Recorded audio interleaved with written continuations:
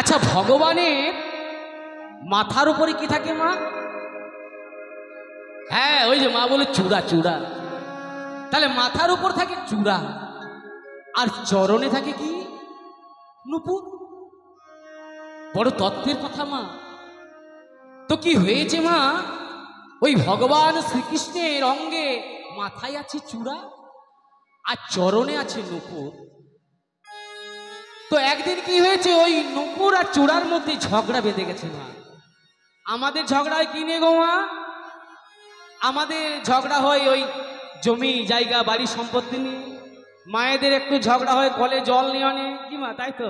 ওই রেশন দেয় যখন মাল নেওয়া নিয়ে, আমি আগে নেবো, ও বলবে আমি আগে জায়গা দিয়েছি, কি তাই তো মা? এগুলো আমাদের ঝগড়া। কিন্তু আজকে যে ঝগড়াটা মা শুনবো, এই ঝগড়াটার মধ্যে যদি আমরা সবাই প্রবেশ করি না, আমাদের জীবনটা ধন্য হয়ে যাবে। আমাদের ঝগড়া এই তো। কিন্তু আজকে কি ভগবানের অঙ্গে থাকে চূড়া নূপুর, তাদের কি ঝগড়া হচ্ছে? মানে কি হয়েছে, আজকে ওই মাথার উপরে থাকে চূড়া, তার মনের মধ্যে একটা অহংকার হয়ে গেছে। ওই যে প্রথমে বললাম মা, যে অহংকারে সব মিলে কিন্তু গোবিন্দ মেলে না গো। আমি 6 তলা বাড়ি বানিয়েছি, মার্বেল টাইলস দিয়ে বিরাট একটা ঠাকুর মন্দির করেছে, কিন্তু আমার যদি অন্তরে ভক্তি না থাকে মা, ভগবান সেখানে থাকেন না গো। ভগবান বলেছেন যে ভক্তিটা দরকার। তাই কি হয়েছে, অহংকার হয়েছে কার? চূড়ার।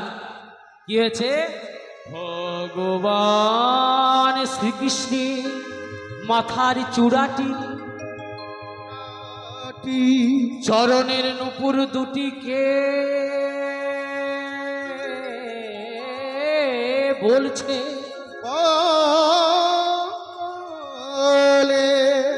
ওরে ওরে নূপুর রে,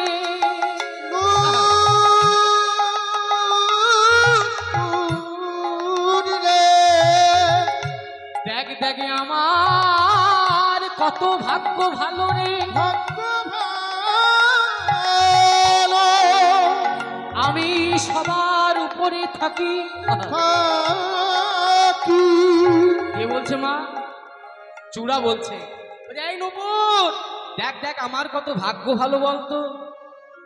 নূপুর বলছে, নূপুর তো বৈষ্ণব, নিচে আছে। বলছে এই চূড়া, তোর ভাগ্য ভালো কিসের আবার? তুইও আছিস ভগবানের অঙ্গে, আমিও আছি ভগবানের অঙ্গে। তখন চূড়া বলছে, হ্যাঁ নূপুর, তোরা তো সবাই জানিস সবার উপরে গোবিন্দ, আমি আবার তার উপরে। কত বড় অহংকার! মায়েরা গো, কিছু মনে করো না মা। ভগবান বলেছেন যে আজকে যে রাজা ধীরাজ, কাল সে ভিক্ষা চাই। মনে রেখো জীব চিরদিন কাহারও সমান নাহি যায়। এইখানে যতজন এসেছেন, কেউ বুকে হাত দিয়ে বলতে পারবেন যে আজকে আপনার ভালো সময় যাচ্ছে, কালকে খারাপ হবে না?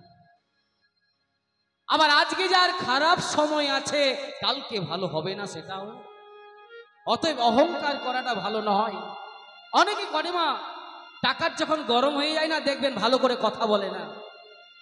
আমরা দেখেছি আপনাদের কৃপাতে আমরা অনেক জায়গায় কীর্তন করতে যাই মা, আপনাদের আশীর্বাদে অনেকে আমাদেরকে বাড়িতে নিয়ে চলুন চলুন আমার বাড়িতে একটু চা সেবা করবেন।